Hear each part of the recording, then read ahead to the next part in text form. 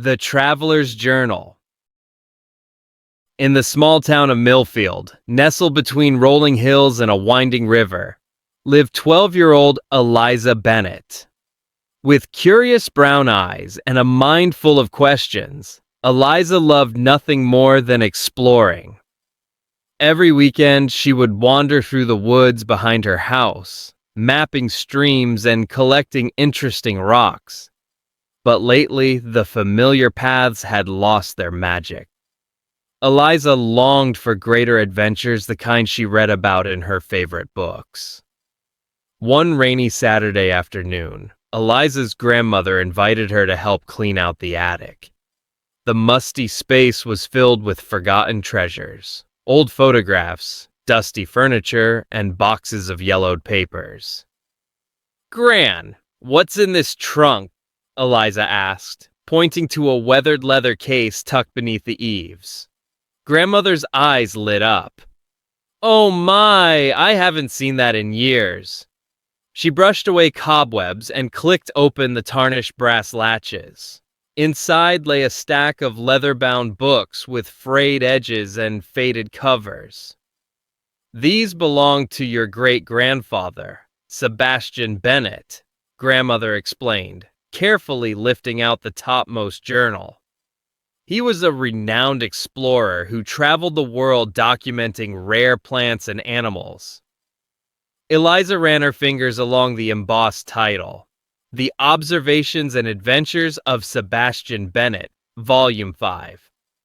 The pages inside were filled with elegant handwriting, detailed sketches of exotic creatures, and pressed flowers that still held hints of color despite their age.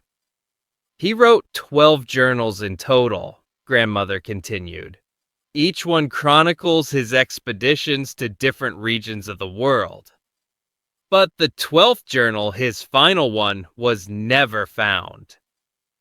As Grandmother spoke, Eliza noticed something glinting at the bottom of the trunk.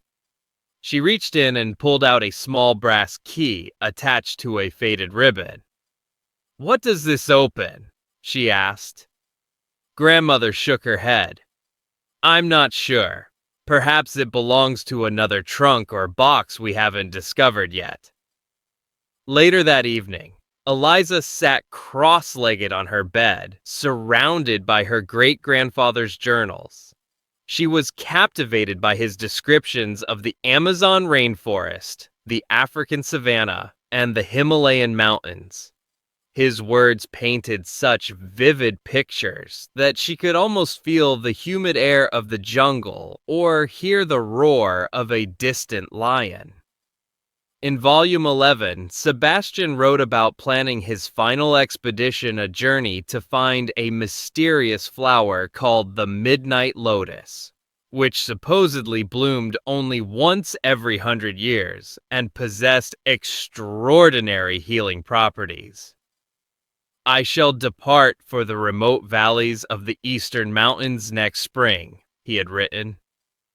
"If the legends are true, the Midnight Lotus will bloom during the summer solstice under the light of the full moon." The journal ended abruptly after that entry. According to family stories, Sebastian had embarked on this final expedition, but never returned. No one knew what had happened to him or if he had ever found the legendary flower. As Eliza closed the 11th journal, she noticed something peculiar. The inside of the back cover seemed thicker than it should be. She pressed her fingers against it and felt something hidden underneath the lining. Carefully, she peeled back the aged paper to reveal a folded map and a handwritten note.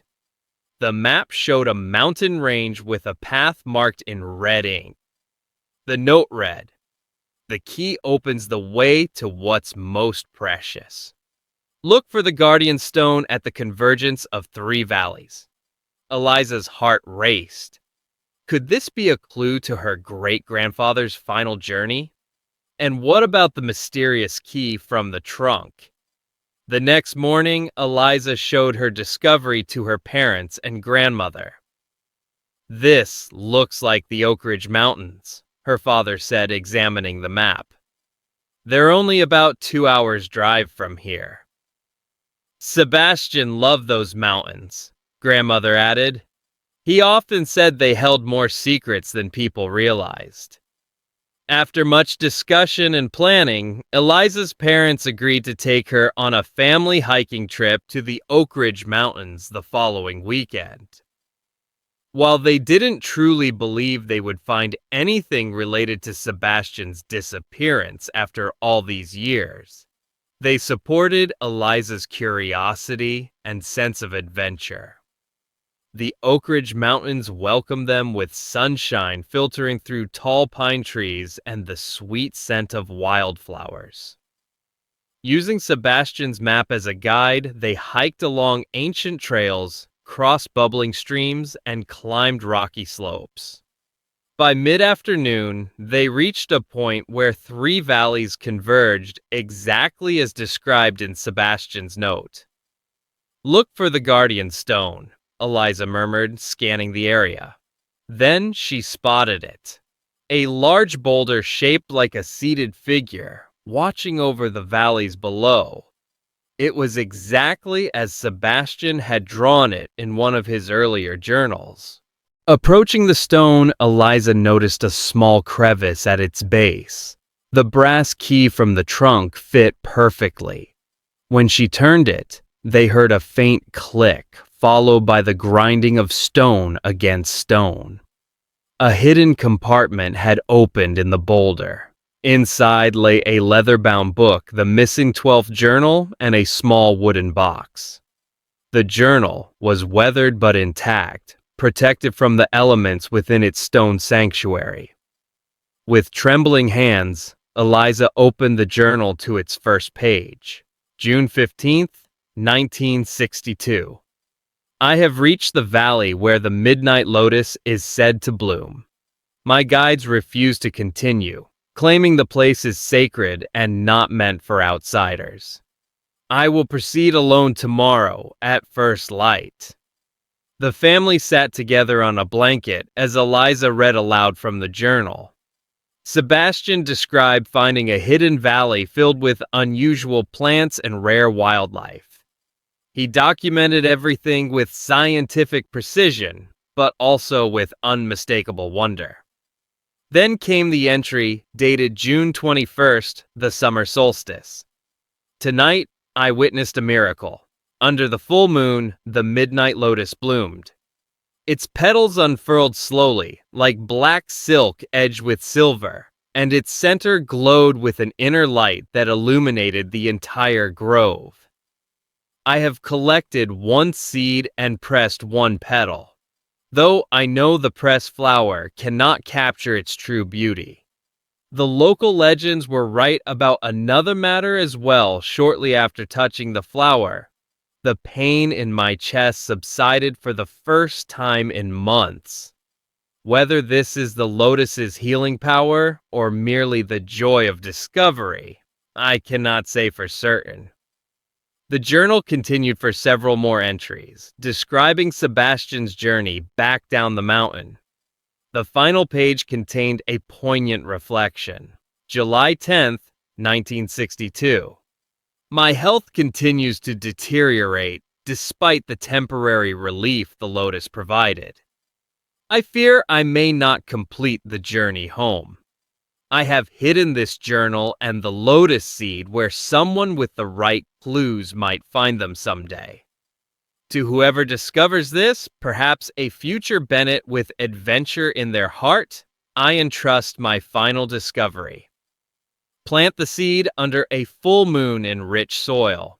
Water it with pure spring water. And most importantly, approach it with wonder rather than ambition. My life has been extraordinarily rich thanks to the marvels I've been privileged to witness. Remember that the journey itself is the greatest treasure." Eliza wiped tears from her eyes as she finished reading. She carefully opened the wooden box that had accompanied the journal. Inside, nestled in a bed of dried moss, lay a single black seed the size of a small pebble. It gleamed like polished onyx in the afternoon sunlight. He knew he wouldn't make it home, Grandmother whispered, her voice thick with emotion. The family searched for months, but they never found him. Now we know he left his legacy on purpose, waiting for someone to find it. That evening, in the garden behind their house, the Bennett family created a special place for the Midnight Lotus seed. They enriched the soil, built a small protective structure around the planting spot, and waited for the next full moon. Under the silver moonlight, Eliza planted her great-grandfather's final discovery. As she covered the seed with earth, she felt profoundly connected to Sebastian, a man she had never met but whose passion for exploration she had inherited. Over the following months, Eliza tended the planted seed with devoted care.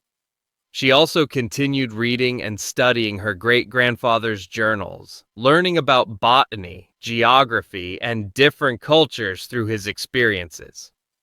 Then, exactly 1 year later, on the summer solstice under a full moon, a dark shoot emerged from the soil.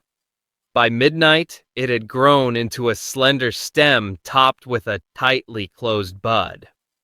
As the family watched in amazement, the bud slowly unfurled into a magnificent black flower with silver edges, its center emitting a soft, otherworldly glow. The Midnight Lotus had bloomed again, connecting past and present, one explorer to another. After that extraordinary night, Eliza started her own journal. On its first page, she wrote, "The Adventures of Eliza Bennett, Volume 1. Today I begin my journey as an explorer, following in the footsteps of my great-grandfather Sebastian. There are still countless mysteries in this world waiting to be discovered, and I intend to find them one step at a time." And beneath these words, she carefully pressed a single petal from the Midnight Lotus, a treasure from her very first expedition.